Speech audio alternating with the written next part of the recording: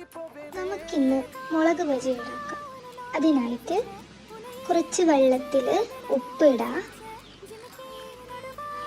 കുറച്ച് മഞ്ഞൾപ്പൊടി ഇടാം. എന്നിട്ട് നന്നായി ഇളക്കി മുളക് അതിലേക്ക് ഇട്ട് വെക്കാം. അതിൻ്റെ എരിവ് മാറിക്കിട്ടാനാണ് അതിലിട്ട് വെക്കാം.